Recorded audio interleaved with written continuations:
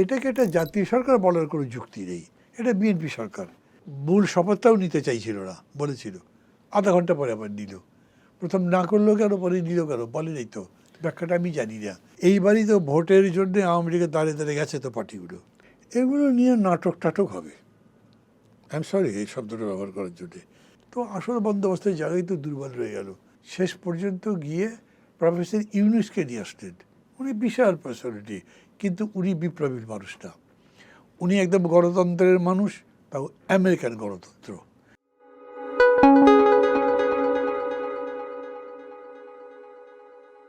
নির্বাচন পরবর্তী বাংলাদেশের রাজনৈতিক পরিস্থিতি নিয়ে কথা বলবো নাগরিক ঐক্যের সভাপতি, সাবেক ডাকসু সহসভাপতি মাহমুদুর রহমান মান্নার সঙ্গে। মাহমুদুর রহমান মান্না, আপনাকে স্বাগত চর্চার সংলাপে। নির্বাচন হলো প্রায় মাসখানেক হয়ে গেছে, ফলাফল ঘোষণা করা হয়েছে, নতুন মন্ত্রিসভা শপথ নিয়েছেন, সরকার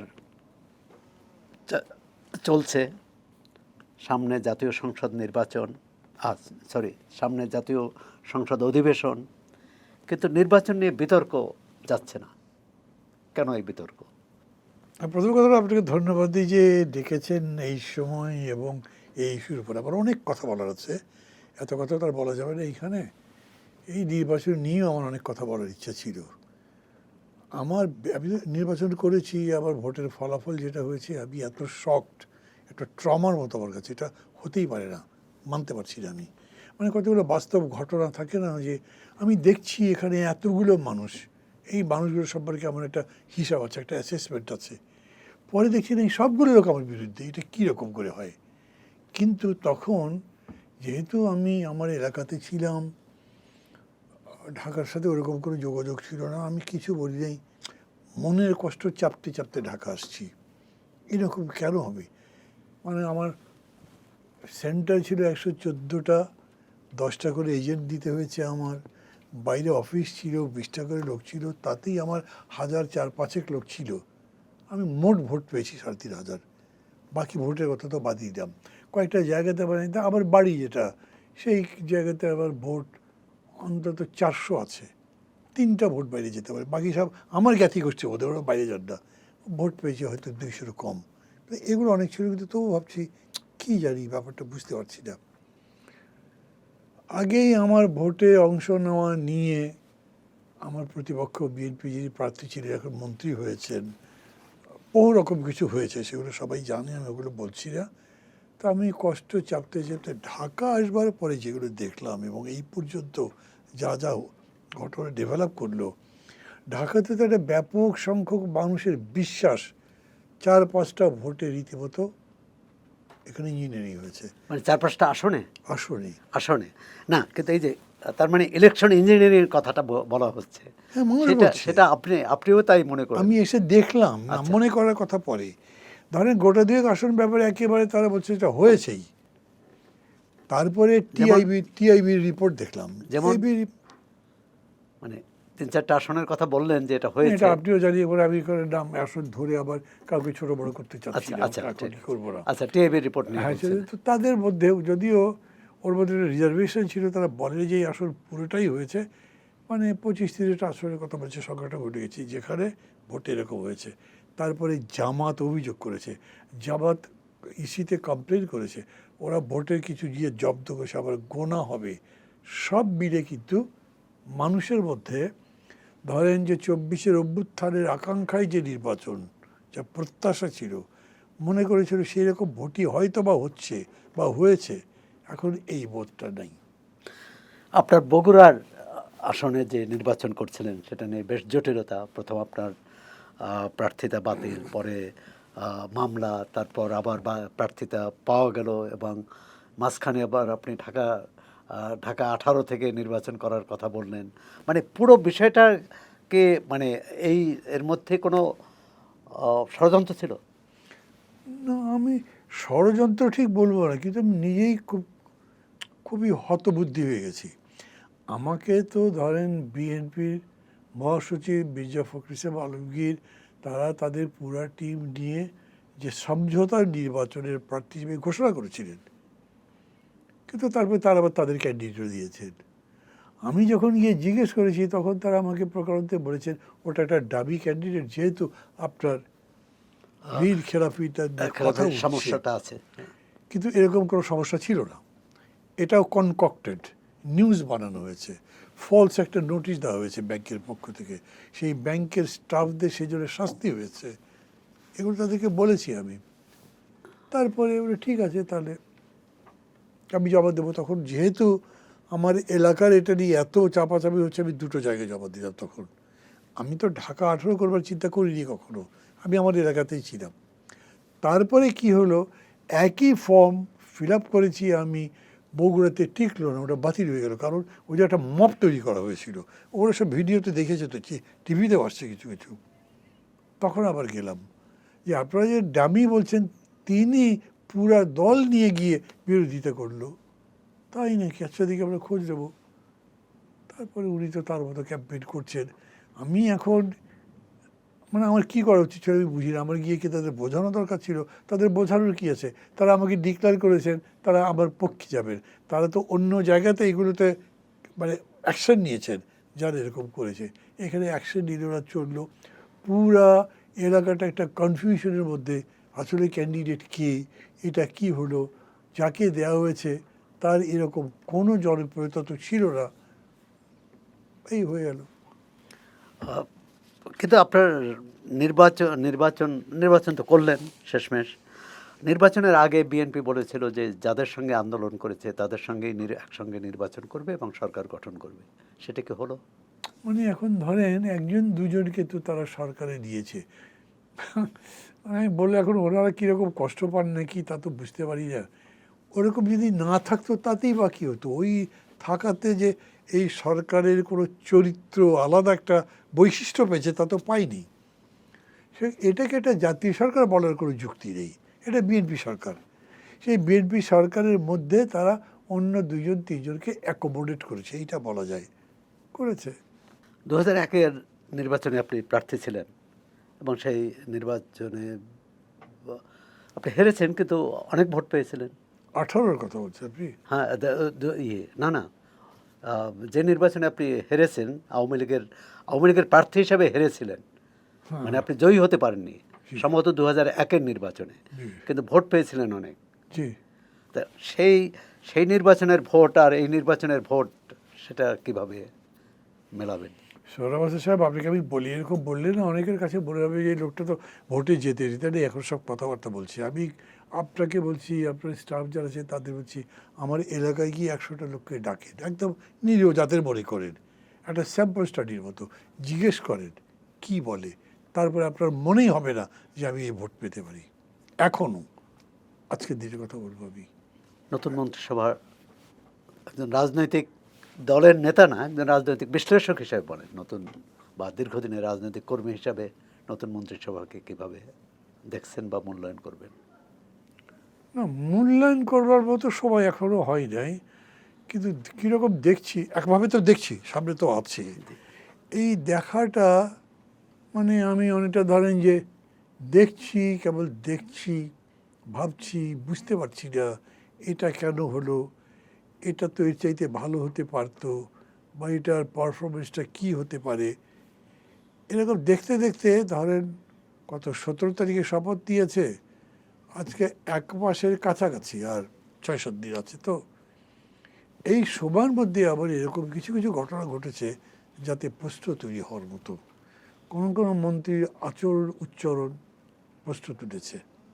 একটা তো যে চাঁদা নিয়ে বক্তব্য, জি, হ্যাঁ, জি, যে সড়ক পরিবহন আচরণ উচ্চারণ দুটাই বলছি, এটা নিয়ে প্রশ্ন উঠেছে। তারপরে ধরেন মন্ত্রিসভা মানে তো আলটিমেটলি সরকার, সেই সরকার 3টা কাজ করেছে। একটা হচ্ছে বাংলাদেশ ব্যাংকের গভর্নর নিয়োগ করা এবং যে পদ্ধতিতে নিয়োগ করা, বিশাল প্রশ্ন হয়েছে, একটা বিশাল, যার কোনো আনসার নেই। গভর্নর আর কোনটা বললেন? গভর্নরটা বললাম প্রথম। সেকেন্ডটা মনে করেন এই যে মেট্রোর এমডিকে যে বদল হলো, এটা নিয়ে খুব বড় প্রশ্ন হয়তো হচ্ছে, কিন্তু আমার মনের মধ্যে খুব প্রশ্ন হয়েছে। বিকজ এই ভদ্রলোক সম্পর্কে আমি যতদূর জেনেছি বা পড়েছি, পার্টিকুলারলি ধরেন ওই যে আপনার মিরপুরের ওইখানে যে মেট্রো স্টেশনটা যে জ্বালিয়ে দিল, জ্বালিয়ে দিল, তখন গভর্নমেন্ট বলে তো 300 কোটি টাকা লাগবে এবং 1 বছরের মতো সময় লাগবে। মাত্র 1 মাসের কিছু বেশি সময় 3 কোটি টাকা দিয়ে শেষ করে দিল ছিল। এবং এখনও উনি তো নেগোসিয়েশনে ছিলেন। আমাদের এখানের মেট্রো খরচ তো ওয়ার্ল্ড স্ট্যান্ডার্ডে অনেক বেশি। যে সমস্ত কোম্পানি এগুলো আসছে এখানে, তাদের সাথে উনি নেগোসিয়েট করছিলেন তাদের প্রাইস রিডিউস করার ব্যাপারে। এই সময় তাকে সরিয়ে দেওয়া হলো। এখন আমি এই কথা বলি, কেউ তো বলতে পারি তো নতুন সরকার, তারা তো নিজেদের মতো নতুন নতুন লোক নিয়োগ করবেই, তার মানে বাড়ি থেকে লোকজন ধরে নিয়ে এসে বত্রিবার দিবে, তা তো করতে পারবে না নিশ্চয়ই। প্রশ্ন তো করা যাবে, এবং সেই প্রশ্নটা ভালোভাবে যদি নিতে পারে। কারণ মানে একটা মুশকিল কি, ধরেন আমি না কোনো কোনো জায়গায় এরকম বলি, ভাই আমি এখন কি সরকারি দল না বিরোধী দল, বা কোথায় আছি, বা আমি বলে কোনো কথা না, অনেকের মধ্যেই তাই। বিএনপি এখনও তো আমাদের কাছে বন্ধুর মতোই, আমাকে নমিনেশন দেয়নি, যাই করেছে আমার সাথে ব্যক্তিগত, কিন্তু রাজনীতিগতভাবে কি তাদের কাছে প্রত্যাশা কি, মানুষের প্রত্যাশা কি আছে, এগুলো যদি বলেন, এগুলো সব নেতিবাচক হয়ে যায়নি। তো সেই প্রেক্ষিতে যদি তারা এটা নিতে পারেন, তাহলে আমি বলবো যে ইভেন তারা যে সমস্ত ট্রান্সফার পোস্টে ইত্যাদি ইত্যাদি দিলেন, তার প্রত্যেকটাতে প্রশ্ন করবার রাইট তো জনগণের আছে, এবং তারা আনসার দিতেও তারা নৈতিকভাবে বাধ্য। তো এরকম কিন্তু অনেক জায়গাতে, যে দুদককেও তো প্রশ্ন হয়েছে। দুদকের হ্যাঁ, তো চেয়ারম্যান এবং 2 কমিশনারকে জি। মানে সরানো, মানে কি তারা পদত্যাগ করেছে, মানে তাদেরকে চায়নি সরকার। না, এখন তারা জিজ্ঞেস করেছে আপনারা কি নিজের থেকে গেছেন না চাপের মুখে, তারা বলছে না না আমরা গেছি আমাদের মতো, ওটা তো বলে, কিন্তু কোনো মানুষকে বিশ্বাস করে এটা? একটা সরকার এত বড় আন্দোলনের পরে এত বিশাল একটা ভোটে, এত অবিশ্বাস্য ভোটের ব্যবধানে জিতে ক্ষমতায় গেছে, মানুষ তো তার প্রতি ভক্তিতে, শ্রদ্ধায়, আস্থায় টকবক করতে থাকবার কথা। এটা কিন্তু আমি দেখছি না। মানুষ এখনও প্রশ্নবোধক দৃষ্টিতে তাকিয়ে আছে, মানুষ এখনো সতর্কভাবে দেখছে কি করছে সরকার, কি করবে, এই অবস্থায় আছে।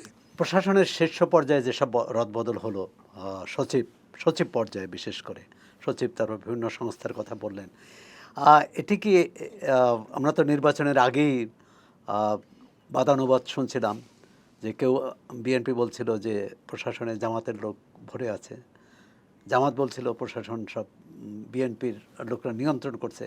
তার মানে যাদেরকে বাদ দেওয়া হলো তারা জামাতের, আর যাদেরকে রাখা হলো বা নতুন পদায়ন হলো তারা বিএনপির।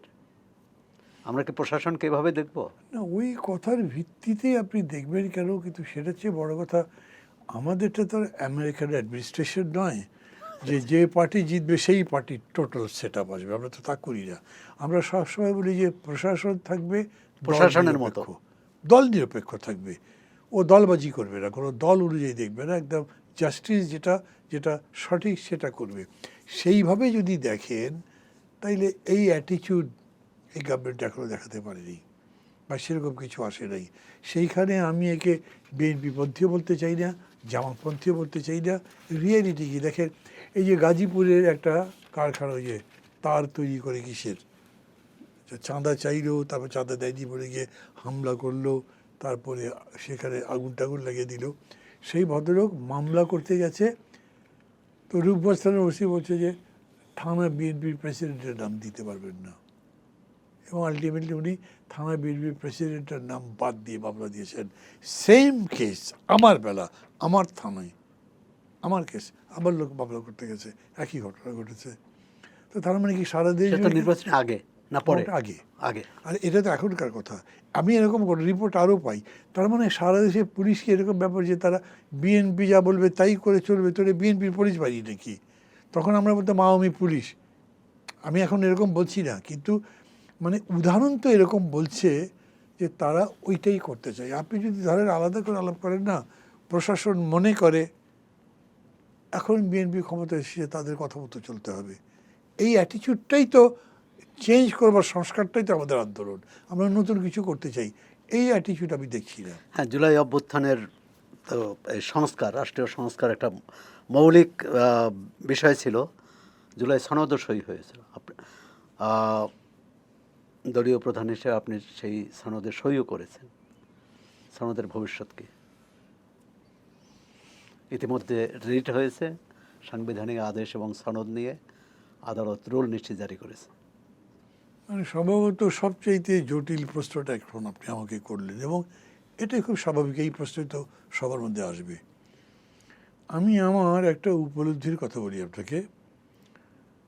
আমরা যে অভ্যুত্থানটা করলাম, সেই অভ্যুত্থানকে আমরা কেউ একটা অভ্যুত্থান বলছি, কেউ বিপ্লবও বলি, কেউ এটাকে একটা বিপ্লবী অভ্যুত্থান বলি, আর কেউ আওয়ামী লীগ তাড়ানো আন্দোলন এটাও বলে। যেরকম করে হোক বলে। কিন্তু যারা ক্ষমতা শেয়ার করলেন তারা এটাকে কোনো সময় ক্লিয়ারলি বললেন। এটা বলার মধ্যে সমস্যা কী ছিল? এটা একটা অভ্যুত্থান। বিপ্লব যদি বলেন তার মানে আপনি রাষ্ট্র ক্ষমতাকে গুণগতভাবে রূপান্তরের জন্য একটা কাঠামো বা সরকার বানাবেন। আপনি তো তা করলেন না। কি করলেন? শেষ পর্যন্ত গিয়ে প্রফেসর ইউনূসকে নিয়ে আসলেন। উনি বিশাল পার্সোনালিটি, কিন্তু উনি বিপ্লবীর মানুষ না। উনি একদম গণতন্ত্রের মানুষ, তাও আমেরিকান গণতন্ত্র। মানে আমেরিকা ডিকটেশন বলেন, ব্রিফিং বলেন, যেভাবে বলেন উনি তার পক্ষে। যেরকম করে মানে চলে যাওয়ার 3 দিন আগে আমেরিকার সাথে যে বাণিজ্য চুক্তি সই করলো, এটা যে এত প্রশ্ন হচ্ছে যে কোনোটার জবাব নেই। আরও দেখেছি আমি। তো যাই হোক, উনি চয়েস করে খারাপ ভালো নেই আমি বলছি না। আমি বলছি যারা বিপ্লব মিন করছেন তারা তো তাকে আনবে না, তাদের বিপ্লবী সরকার করবার কথা। আবার সত্যি কথা হচ্ছে যে আমরা একটা বিপ্লবী সরকার করবার কথা ভাবি নাই, আমরা একটা গণতান্ত্রিক সরকার করেছি। একটা কন্ট্রাডিকশন নিয়েই যাত্রা করলাম। আমরা যখন সংস্কার কমিশন নিয়েই আলোচনাগুলো করছি, তখন এই প্রশ্ন তো বারবার আসছে যে আমরা কীভাবে করব। এই যে ধরেন প্রেসিডেন্ট অর্ডার বা সরকারি আদেশ বলে গণভোট, গণভোট তো আপনার কনস্টিটিউশনে নাই। আপনি প্রেসিডেন্ট তো অর্ডার দিতে পারেন না এই ধরনের। ইভেন এই যে ক্ষমতার যে রদবদল হলো, আপনি শপথ নিলেন সংবিধান রক্ষা করবেন, সংবিধান মেনে চলবেন, কিন্তু সংবিধান ভায়োলেট করেই তো আসলেন। না, ওইটা বলা হয় যে সংবিধানের 106 অনুচ্ছেদের সুপ্রিম কোর্টের পরামর্শ অনুযায়ী আসছেন, কারণ শূন্য থাকতে পারে না। মানে সুপ্রিম কোর্ট তো ছিল না। সুপ্রিম কোর্ট কই ছিল? দেখানো হয়েছে তো সুপ্রিম না, কোর্ট। আপনি দেখাবেন কীরকম করে? দেখাতে পারেননি। আপনি সাপোজ করেছেন যেটা আছে। আমি কথাগুলো বলছি কেন, এটা আমি বিরোধিতা করেছি। আমি বলছি যে এইরকম একটা পরিস্থিতি মেনে নিয়ে আমি বলছি, আমার দল বলছে, আমার জোট তখন বলছে যে এখান থেকে উত্তরণের পথ একটা নির্বাচন। এই নির্বাচন করবার জন্য যা যা লাগে তা আমরা এখন করছি। এটাকে আমরা পার্লামেন্টে বৈধতা দেব। সেই ভিত্তিতে জুলাই সনদ সংস্কার ইত্যাদি অনেকগুলো আসলো। আমি এই জন্য মনে করি পার্লামেন্ট এগুলো যখন বৈধতা দিয়ে দেবে তখন এই বিতর্কের আলটিমেটলি অবসান তো হবে। কিন্তু পার্লামেন্ট বৈধতা দেবার সাথে সাথে পার্লামেন্টের উপরে আবার কতগুলো বিষয়ে আমরা এক ধরনের ম্যান্ডেট দেওয়ার চেষ্টা করলাম। মানে বাধ্যবাধকতা, জি, চাইতেই পারি এইসব সংস্কার চাচ্ছি, তুমি ক্ষমতায় যাওয়ার পরে তো নাও মানতে পারো, কাজে তোমার প্রমিস করতে হবে যে তুমি এটা মানবে। সেইটা করতে গিয়ে এই যে অ্যানোম্যালিগুলো থাকলো, নোট অফ ডিসেন্ট থাকলো, বলেছেন কিন্তু আমরা যদি ক্ষমতায় যাই, যদি রায় পাই, তাহলে আমরা কিন্তু ভিন্নটা করব। তার মানে কী হলো? এই গণভোটের মধ্যে আপনি যেটা দিলেন সেটার মধ্যেই তো বৈপরীত্য আছে। গণভোট তো ইয়েস নোর হবে, কিন্তু ইয়েস নোর মধ্যেই তো ইয়েস অ্যান্ড নো একসাথে আছে, ইতি আছে, নীতি আছে। এগুলোকে কম্বাইন করে কোনো একটা জিনিস করা গেল না। যেমন ধরেন শপথ নেওয়া নিয়ে যে সমস্যাটা হলো, শপথ আমরা নেব, এটা তো আপনার জুলাই সনদে আপনি এগ্রি করেছি, সই করেছি, কিন্তু শপথ দিলাম না কেন? কনস্টিটিউশনে নাই। কোন পদ্ধতিতে করব? অতএব বিএনপি বলছে না, আমরা এটাকে কনস্টিটিউশনের অন্তর্গত করে সই করব। আমরা শপথ নেব না বলছি না, কিন্তু শপথ নেব ওইভাবে। কিন্তু যারা নিলেন, সেই তো বলছি, এইটুকু যে ধরেন উভয় পক্ষ বসে কথা বলবেন, বলে এটা একটা নিষ্পত্তি করবেন, করতে আসবেন, করলেন না তো। এবং সেখানে একটা প্রশ্ন আছে, ধরেন এখন জামাতে ইসলাম যখন প্রশ্ন তুলছে, তাহলে 3টা মাস পেরিয়ে গেল সই করবার পরে, তখন তোমরা বলতে পারলে না, তখন কথা হলো না, শপথ দেওয়ার দিনে এই কথা বলতে হলো, বা তার আগের দিনে এই কথা বলতে হলো, সেও তো একটা কথা। এতদিন কী করলেন তারে? আপনারা রাষ্ট্র নিয়েই তো চিন্তা করছেন, রাষ্ট্রকেই বদলাবেন, তার সমস্ত কি বলে আপনার যে বন্দোবস্ত সেগুলো বদলাবেন। তো আসল বন্দোবস্তের জায়গায় তো দুর্বল রয়ে গেল। এখন কি দাঁড়ালো? যে আপনি যে সংবিধান সংস্কার পরিষদ বলে যেটা, সেটার শপথই নেননি, তাহলে কি পরিষদটা হলো? সেই প্রশ্ন করা যেতে পারে। এটা একটা খুবই জটিল বিষয়। আমি মনে করি এখন অন্তত বিএনপি জামাত মিলে যদি কথাবার্তা বলে নিজেরা সেটেল করে পার্লামেন্টের মধ্যে আপনি যায়, মনে করেন এটা আদালতে মীমাংসা হওয়ার বিষয় না, রাজনৈতিক মতৈক্যের বা আলোচনার মধ্য দিয়ে এটা সমাধান করতে হবে? পুরো বিষয়টাই তো রাজনীতিক। যেটাই যে কোর্টে যেটা নিয়েছে, এই কোর্টে নেওয়াটা, ধরেন যদি আমার কাছে আসতো, আমার দলের কাছে আসতো, আমি তো নিশ্চয়ই কোর্টে নিতাম না। কোর্টে নেবো কেন? আমি কথা বলতাম, আমার প্রতিপক্ষ যারা আছে, আমার বন্ধু যারা আছে, বসে সমাধান করবার চেষ্টা করতাম। আবার যেরকম করে সংস্কারের চর্চাটা হয়েছিল সেরকম করে, এখন তো আমি ক্ষমতায় আছি, আমি টেলিভিশনে ওপেন করে দিতাম একটা মত চর্চা, 7 দিন পরে আমি তারপরে পার্লামেন্টে যেতাম। এই প্রশ্নগুলো অমীমাংসিত রেখেই 12ই মার্চ জাতীয় সংসদের অধিবেশন বসতে যাচ্ছে। জি, আপনি কীরকম চিত্র দেখেন সেখানে? কে সবাই সব দলের সদস্যরা উপস্থিত থাকবেন? রাষ্ট্রপতির ভাষণ শুনবেন সবাই, না তার আগেই অন্য অন্য অতীতে যেমন আমরা দেখেছি যে এক পক্ষ সংসদে থাকেন আর এক পক্ষ বাইরে থাকেন? এগুলো নিয়ে নাটক টাটক হবে। আই এম সরি এই শব্দটা ব্যবহার করার জন্যে, কিন্তু আমি জামাত ইসলাম যে ইফতার পার্টি দিয়েছিল ওটাতে গেছি। ওখানে জামাতের আমির যে বক্তৃতা করেছেন শুনেছি, আপনিও শুনেছেন, পত্রপত্রিকা তো আসছে। ওনারা কিন্তু খুব পরিষ্কারভাবেই বলছেন তারা ওই রকম একটা পরিস্থিতির দিকে নেবেন না দেশকে, তারা রেসপন্সিবল বিরোধী দলের ভূমিকা পালন করবেন। দেখেন, তারা কিন্তু ওই মূল শপথটাও নিতে চাইছিল না, বলেছিল, আধা ঘন্টা পরে আবার নিল। প্রথম না করলো কেন, পরে নিল কেন বলেনি তো, ব্যাখ্যাটা আমি জানি না। না, ওই বিএনপি যেহেতু দ্বিতীয়টা নিবে না সেই কারণে। না না, সেই জন্যে তো বললো যে তাহলে আমরাও নেব না, কিন্তু নিল তো আবার। হ্যাঁ, তা নিল। তো তারা প্রথম নেবেন না বললেন, পরে নিলেন কেন? নেবার ব্যাপারেও তো, না নেবার ব্যাপারে ধরেন আপনি তো 48 ঘন্টা 72 ঘন্টা অপেক্ষা করতে পারতেন, কিন্তু 72 ঘন্টাও নয়, আপনি আধা ঘন্টা 1 ঘন্টার মধ্যেই দিলেন। মানে এটা থেকে আমি বলছি যে ভালো করলো মন্দ করলো তা বলছি না, আমি বলছি তারা পরিস্থিতিকে এইভাবে উত্তপ্ত করে নিতে চায় না, যে জন্যে আমি বলছি তার মানে একটা সমাধানে আসবে এটা মনে করেন? সমাধান বলছি না, একটা আমি বলছি যে এই খেলাধুলা যাবো সহাবস্থানে, না, এই এরকম আবার সহাবস্থানে যাবে, এরকম হবে। মানে একেবারে মানে দুই পক্ষই অনর অবস্থানে থাকবে। যেমন আওয়ামী লীগ বর্জন, ভেঙে দেবো তারপরে যাও, জামাত তো এরকম কোনো স্টান্স দেবে না, ফলে এরকম করেই চলতে থাকবে, আমার কাছে তাই মনে হচ্ছে। অন্তর্বর্তী সরকার চলে যাওয়ার পর এবং বিএনপি সরকার দায়িত্ব নেওয়ার পর রাষ্ট্রপতি একটি পত্রিকায় সাক্ষাৎকার দিয়ে অনেক কিছু বলেছেন, এবং পরবর্তীকালে আমরা দেখলাম যে রাষ্ট্রপতি বিভিন্ন রাষ্ট্রীয় অনুষ্ঠানে যাচ্ছেন, এমনকি পাট দিবসেও তিনি প্রধান অতিথির ভাষণ দিলেন, এবং ভাষণে কি বলেছেন আপনি দেখেছেন। রাষ্ট্রপতির এই অবস্থান এবং তার অভিযোগ সম্পর্কে আপনি কি বলবেন, অন্তর্বর্তী সরকার সম্পর্কে? আবার বলি, ধরেন আমি ওনার জায়গায় আছি, বুকের কষ্ট বুকেই রেখে দিতাম, কিছু বলতাম না, হয়তো আমি পদত্যাগ করে চলে যেতাম, দরকার কি। কিন্তু উনি এরকম করছেন কেন? কেবল কি নিজের মনস্তাপ থেকে, মনোকষ্ট থেকে করছেন, নাকি উনি এরকম বলবার জন্যে উস্কানি পাচ্ছেন? মানে বা একটা তার জিনিস- অন্য কোনো ইচ্ছেও থাকতে পারে না, থাকতে তো যে পারি, তিনি সেটা- জয় বাংলা থেকে বাংলাদেশ জিন্দাবাদ, তারপর হাজারো সেটা প্রাণের যদি বিনিময়ে বলেন- গণতন্ত্রের সেটা যদি বলেন তাহলে প্রতিষ্ঠিত। যে পুরস্কার বরত্ব যেটা বেগম জিয়াকে দেওয়ার কথা, বেগম জিয়ার নাতি নিতে পারো, উনি যে তাকে সালামও করলেন দেখলাম। আমি জানি না আপনারা খেয়াল করেছেন কিনা, মানে এরকম হয় না, যিনি পুরস্কার নিতে গেলেন উনি সাধারণত সালাম করেন, তাই তো আমি জানি, কিন্তু উনি সবাইকে সালাম করছিলেন। অতএব যখন গেছে, জাইমা গেছে, তখন উনি আগে সালাম দিয়েছেন।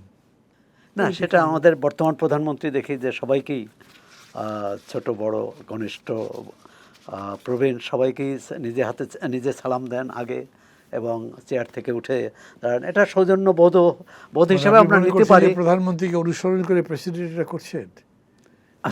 জানি না রাষ্ট্রপতিকে প্রধানমন্ত্রী অনুসরণ করছেন না প্রধানমন্ত্রীকে আপনি রাষ্ট্রপতি বললেন যে অনুসরণ প্রধানমন্ত্রী তাই করেছেন। করছেন, তাই বললাম আমি। হ্যাঁ, সেটাই যে এখন প্রেসিডেন্ট মানে যদি মনে না, করেন যে এই রাজনীতি পরিসরে প্রধানমন্ত্রী আমাকে সরাসরি বলি, রাজনীতি পরিসরে একটা আলোচনা আছে যে এই রাষ্ট্রপতি থেকে যাবেন কিনা তার মেয়াদ পর্যন্ত।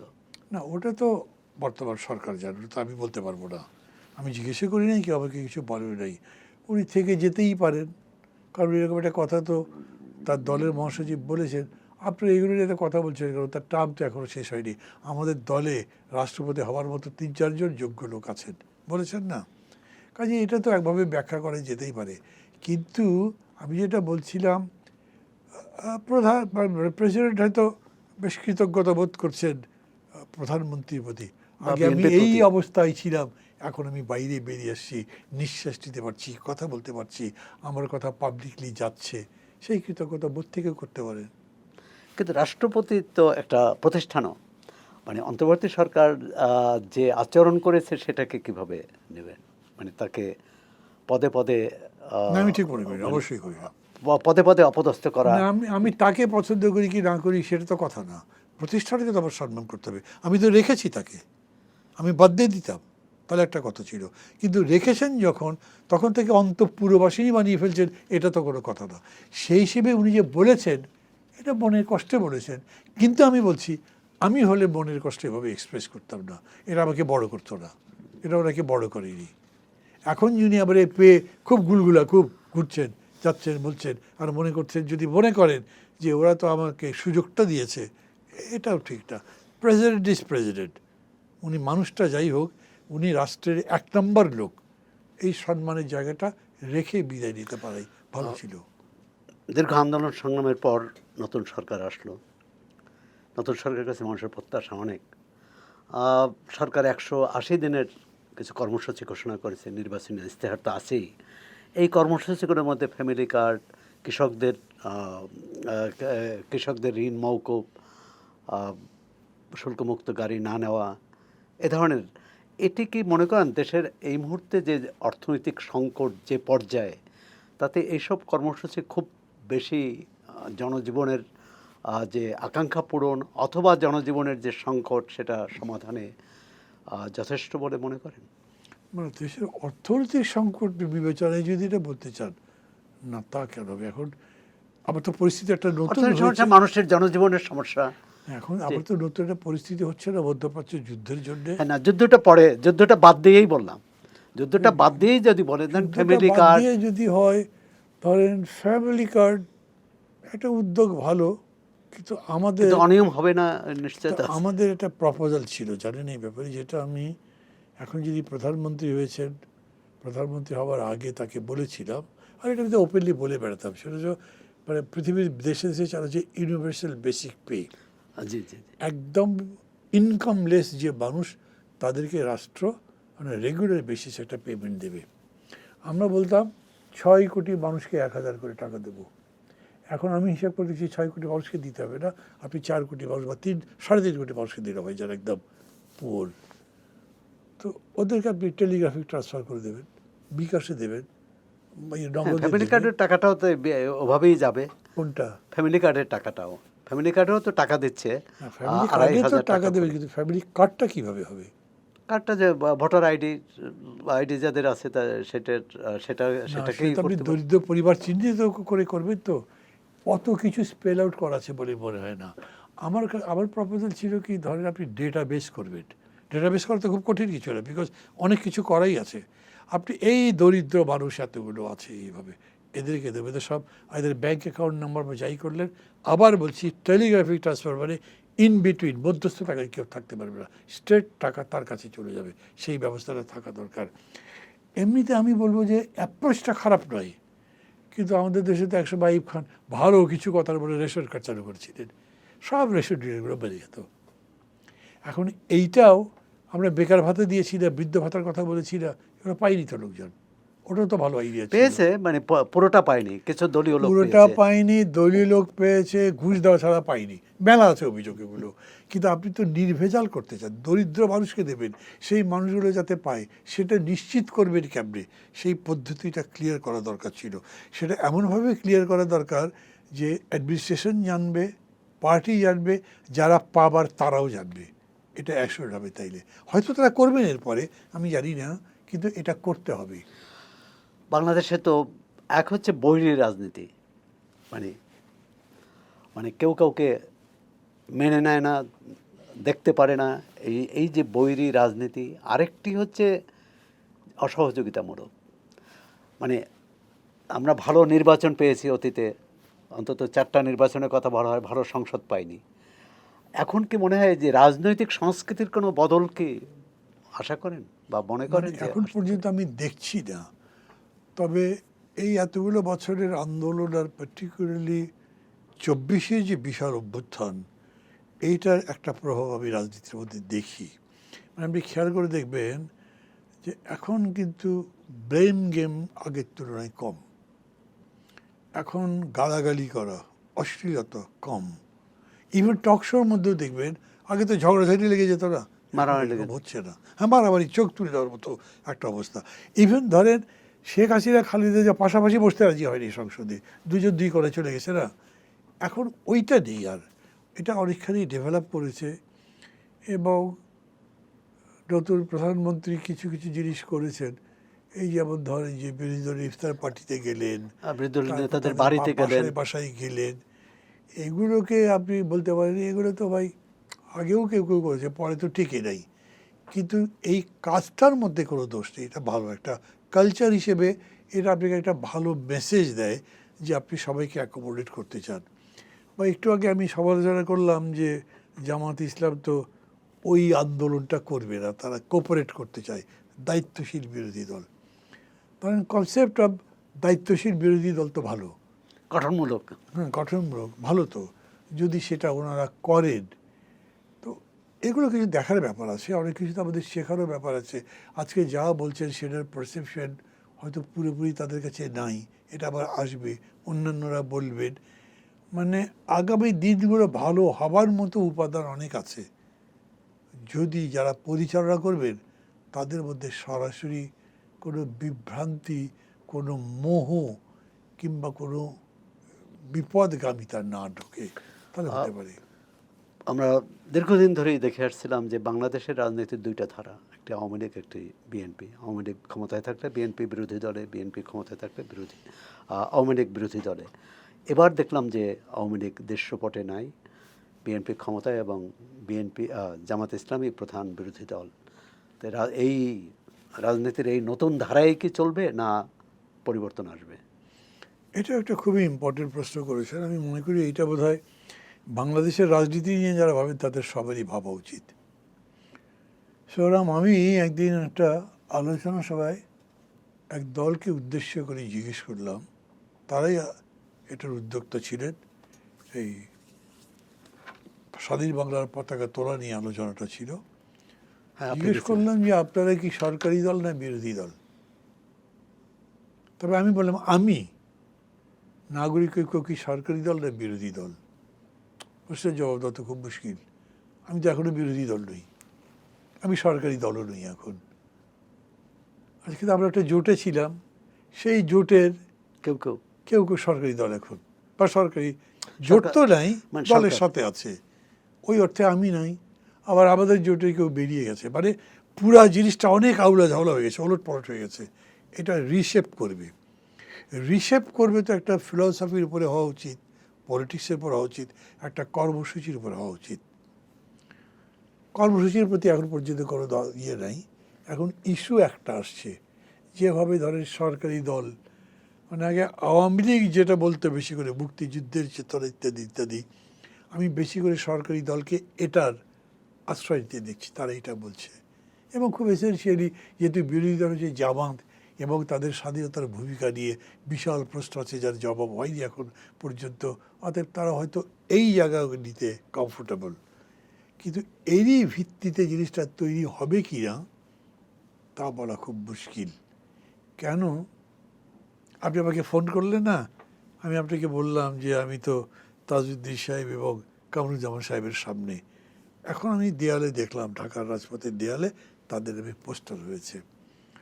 এই প্রসঙ্গে বলি যে 7ই মার্চ, জি, মানে 7ই মার্চ আওয়ামী লীগ তো নাই, কোথাও আওয়ামী লীগের কর্মীরা বিচ্ছিন্নভাবে মিছিল করেছে, কিন্তু সামাজিক যোগাযোগ মাধ্যম এবং সংবাদ মাধ্যমেও, টেলিভিশন পত্রিকায়ও এবারে 7ই মার্চ কিন্তু আলাদাভাবে উপস্থাপিত হয়েছে। তো 7ই মার্চ যে শুধু আওয়ামী লীগের না বা বঙ্গবন্ধু আওয়ামী লীগের না, এরকম একটা ধারণা কিন্তু পাওয়া গেছে।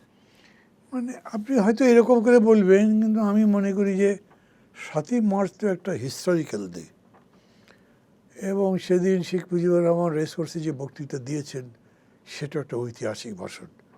আমি কিন্তু এটা একটা বিরাট দিক নির্দেশনামূলক একটা ফিলসফিক্যাল ভাষণ, গ্যাটিসবার্গ বক্তৃতা, অত দূর আমি বলি না। আমার কাছে বহু জায়গায় মনে হচ্ছে যে এটা মূলত একটা অসহযোগ আন্দোলনের মধ্যে একটু মানে মানে একটু ফায়ার যোগ করা, গতি দেয়া। একটু ফায়ার যোগ করার চেষ্টা করা হয়েছে, এর বেশি আমি মনে করি না। বক্তৃতাটা তখন পরিবেশই এমন ছিল যে উনি যা বলবেন তাই মানুষের কাছে ডিরেকশন। এই অর্থে এইটার একটা মজা কি জানেন, আমি আসছিলাম, যে আমার সাথে আসছিলেন আমাদের দলের যুগ্ম সাধারণ সম্পাদক সাকিব আনোয়ার। উনি বলছিলেন, আমি দেখিনি, বাংলাদেশ বেতার একটা অনুষ্ঠান শুরু করেছে অগ্নিঝরা বা রক্তঝরা মার্চ। সেইখানে ইতিহাস বর্ণনা করতে গিয়ে বলছে ২রা মার্চ স্বাধীনতার পতাকা তোলা হয়েছিল, ৩রা মার্চ তারপরে স্বাধীনতার ইশতেহার পাঠ করা হয়েছিল, তারপরে ২৭ মার্চ মেজর জিয়া সেই সময় স্বাধীনতার ঘোষণা পাঠ করেছিলেন। এইখানে করা হয়েছিল, নাম বলা হয়নি, আর এইখানে বলা হলো। মানে এখন এই অ্যাটিচিউড কেন হবে? আমি জিজ্ঞেস করলাম যে এটা কি সরকার বলেছে, দেখি ওরা বলেছে। ও হতে পারে যে রেডিও বাংলাদেশে কী বলে এই বাংলাদেশ টেলিভিশনে এরকম করে করেছে। তো এসব করা কিন্তু ওই সময় ওইটা করা হয়েছিল শেখ মুজিবকে একদম ইতিহাসের আস্থা করে নেওয়ার জন্য, ওইটা তো টিকে নেই। একইভাবে ৭ই মার্চের একটা হিস্টোরিক্যাল ডে, এইটার বাইরে আরও ইতিহাস যদি তৈরি হয় সেরকম নিশ্চয়ই হতে পারে, দিন গেলে গেলে হবে, তখন এটা একরকম গুরুত্ব পাবে। ওই সময় যখন ঘটেছে তখনটা গুরুত্ব পেয়েছিল, এখন এটার গুরুত্ব আরও কমবে, বাড়বে, যাই হোক হবে, সেটার সুযোগ দেওয়া উচিত। এটা আমাদের ডিকটেট করে করতে পারা যাবে না। বর্তমান সরকার রাজনীতির নতুন কি বলে রূপ বদল বা রূপান্তর হতে পারে বলে বলছিলেন। এখন যেমন বিএনপি জামাত যে কেন্দ্রিক রাজনীতি আছে, এটা পাল্টাতে পারে না, ওইটা বলতে গিয়ে আপনি অন্য কথা বলবেন বলে আমি লাইনটা সেরে গেলাম। ওই যে বললাম না, পোস্টার দেখছি অনেক জায়গায় অফিস করছে, প্রফেসর ইউনূস এসেই বলেছিলেন অন্তর্ভুক্তিমূলক রাজনীতি চাই। অন্তর্ভুক্তিমূলক রাজনীতিটিকে আমেরিকানরাও বলে, ইউরোপীয় ইউনিয়নও বলে যে হ্যাঁ থাকা উচিত। কোনো না, ওইটা তো করেই। কোনো দেশ থেকে এরকম বলেছে যে এই নির্বাচনে আওয়ামী লীগকে কেন দেওয়া হলো না, ওই বিতর্ক আমি তুলছি না। কিন্তু অন্তর্ভুক্তিমূলক রাজনীতির মানে কি? যদি আওয়ামী লীগ রিস্ট্রাকচার করে, নতুন করে অঙ্গীকার করে গণতন্ত্রের পক্ষে, এবং তার আবার অধিকার চায়, তো কী হবে? বিএনপির সাধারণ সম্পাদক বলেছেন যে এটা আদালত ঠিক করবে, আদালত যদি রায় দিয়ে দেয় তার মানে আওয়ামী লীগ আসবে, তাহলে আবার। কিন্তু আদালতের রায় দিয়ে কি আওয়ামী লীগকে ঠেকানো যায়? আদালতের অতীতে অনেক শাসক, অনেক দল নিষিদ্ধ করেছিল, সেই দলকে নিষিদ্ধ হয়েছে।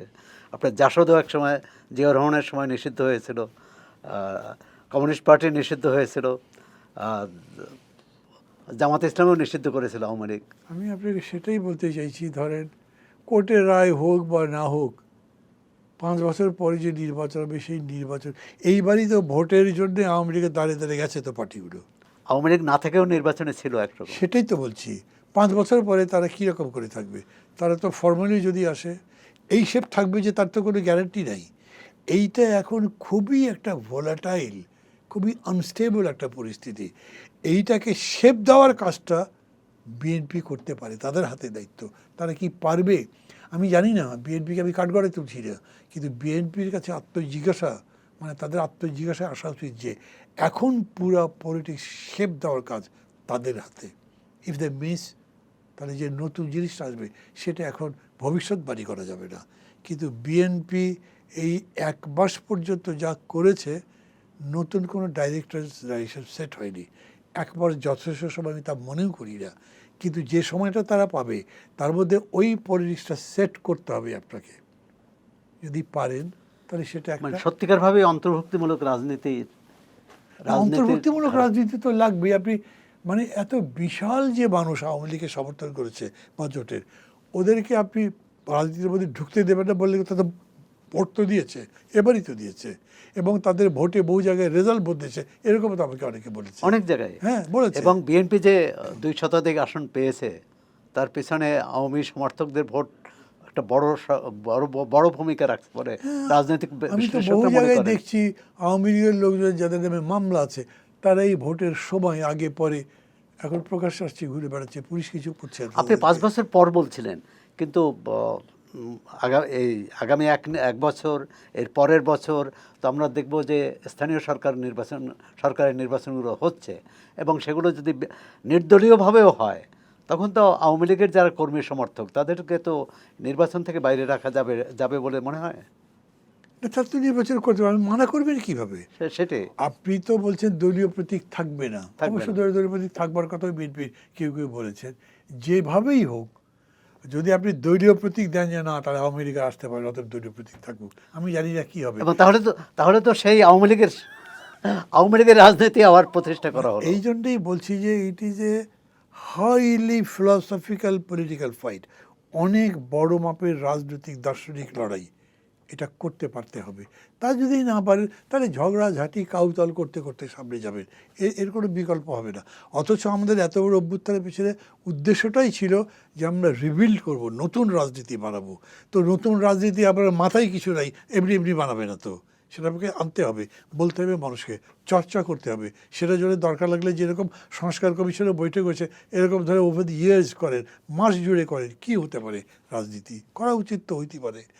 মানে সামগ্রিক বিষয়গুলোই আপনার এখানে সুযোগটা পেলাম বলে আপনার মাধ্যমে আমি জনগণকে, রাজনৈতিক দলগুলোকে, পার্টিকুলারলি বিএনপিকে বলছি, এই যে রাজনীতি আগামী দিনের, বিএনপির মতো শেপ করতে চাইলেই হবে না, এই শেপটা করতে হবে বর্তমান সময়ের প্রয়োজনে যে রাজনীতিটা দরকার সেটাকে বুঝতে পারা, ধরতে পারা, চিহ্নিত করা, মানুষের সামনে হাজির করা, তার চর্চা করা।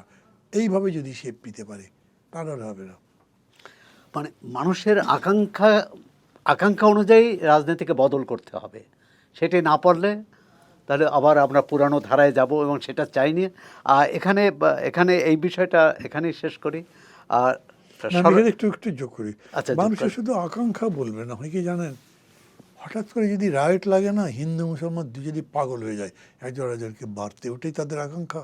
নো। না। কেউ কেবল ধর্মীয় উন্মাদনা যদি করে, ইরানের উপরে যে ঘটনাগুলো ঘটছে, ইউরোপের বহু দেশ আমেরিকাকে একভাবে তো নৈতিক সমর্থন দিয়েছে। ওই মধ্যপ্রাচ্যের অনেকগুলো দেশ তো তাদের ওখানে ঘাঁটি আছে যেহেতু, অতএব তারা ইরানের পক্ষে আসছে না। তো এইটা ওই জনগণের মন মানসিকতা দেখে, ওদের ওখানকার থিঙ্কিং দেখে করলে তো হবে না। সবার উপরে সত্যটাই বড়, ট্রুথ কি। তো এইখানে আমি বলছি যে আজকের প্রয়োজন কোনটা, বাস্তবতা কোনটা, সত্য কোনটা, সেটা বুঝে সে অনুযায়ী শেপ করার চেষ্টা করবে, তার সাথে মানুষের বর্ণনকে যুক্ত করবে, চিন্তাকে যুক্ত করে। এইভাবেই তো হয়। আমরা খালি মানুষ যা চায় তা মানুষ সব মিলে ঠিক করলো জামাতে ইসলামী ঠিক আছে। না, সেটা বাংলাদেশের মানুষ চায়নি, অন্তত গত নির্বাচনে। আমি কথার কথা বলছি। আচ্ছা, যে বিষয়টা গণ অভ্যুত্থানের পর এখানেও অনেক পরিবর্তন হওয়ার আকাঙ্ক্ষা আমরা দেখেছি। পরিবর্তন হলো, কিছুটা নির্বাচন হলো, কিন্তু এই নির্বাচনে যে বাংলাদেশের নতুন বন্দোবস্তের কথা বলা হয়েছিল তার প্রতিফলন আমরা ভোটের ফলাফলে দেখিনি। নেপালে নির্বাচন হলো, এবং খুবই কম সময়ের মধ্যে, যে ওখানে অভ্যুত্থানের 6 মাসের মধ্যে নির্বাচন হলো। সেই নির্বাচনে দেখলাম যে একেবারেই নতুন একটি দল পুরানো সবাইকে মানে ভেঙে চুড়ে তারা ক্ষমতায় গিয়েছে, এবং বিপুল সংখ্যাগরিষ্ঠতায়। এই যে দুই দেশের এই পরিবর্তনের ফলাফলে যে পার্থক্য দেখলাম, নেপালে কি নতুন রাজনীতি আমরা পাচ্ছি? না, অভ্যুত্থানের পর আপনি তো জামাতকে ইয়ে করেছেন, প্যাম্পার করেছেন, আপনি সবার আগে জামাতের নাম বলেছেন, জামাতকে ফোকাস করেছেন, লড়াই করেছি আমরা, আমাদের নামও বলেননি, এবং আস্তে আস্তে পেছনে গেছি। এবং অন্তর্বর্তী সরকার তো যে কোনো বিষয়ে, যে কোনো সংকটে তিনটি দলকে তিনি ডেকেছেন, পরামর্শ করেছেন, এমনকি বিদেশ সফরেও নিয়ে গেছেন। সেটা হচ্ছে বিএনপি, জামাত ইসলামী এবং এনসিপি। তার মানে এটা সমান্তরালভাবেই করেছে, এবং অন্যদেরকে এক ধরনের ক্ষমতাসীনদের পক্ষ থেকেই এক ধরনের তাদেরকে কোণঠাসা করা হয়েছে। এখন নেপালের যে পরিবর্তনটা হলো, আজকে যে আমরা পেছনে পড়ে গেছি গণতন্ত্র মঞ্চ, আপনি একটু কি জিজ্ঞেস করেন, গণতন্ত্র মঞ্চ কি আছে কি নাই, এই পরিস্থিতিতে আমাদেরকে ঠেলে দিয়েছে তো অন্তর্বর্তী সরকার, সেই সময়কার যারা আছে কোনোভাবেই ফোকাস দেয়নি তারা। কিন্তু আপনাকে দ্রুত নির্বাচনের দাবি করেছিলেন তখন। না, আমরা তো সংস্কারের পক্ষে ছিলাম, দ্রুত নির্বাচন বলি নাই, কিন্তু নির্বাচনটা তাড়াতাড়ি দেওয়া যেতে পারে এটাকে আমরা মনে করতাম, সংস্কারের ব্যাপারটাই। আর আমাকে যদি এখন জিজ্ঞেস করেন না, তাহলে আমি তখনকার কথা আমি মনে করব, বরঞ্চ এত সংস্কারের কথা বলে লাভ নেই, কারণ সংস্কার তো করতেই পারবে না শেষ পর্যন্ত। আর করবে তো নির্বাচিত সরকার। নির্বাচিত সরকার, সেই নির্বাচিত সরকার যা করবে তার আপনি ভরসা করছেন না। নির্বাচনটা 3 মাস 6 মাসের মধ্যে যদি দিতেন, সেই নির্বাচন একদম ফেয়ার গ্যারান্টি করতেন, অনেক ভালো ছিল। আপনাকে অনেক অনেক ধন্যবাদ, শুভেচ্ছা চর্চাকে সময় দেওয়ার জন্যে। আমরা এতক্ষণ কথা বললাম নাগরিক ঐক্যের সভাপতি ও ডাকসুর সাবেক ভিপি মাহমুদুর রহমান মান্নার সঙ্গে। আপনার চর্চার সঙ্গে থাকুন, চর্চা দেখুন, চর্চা পড়ুন।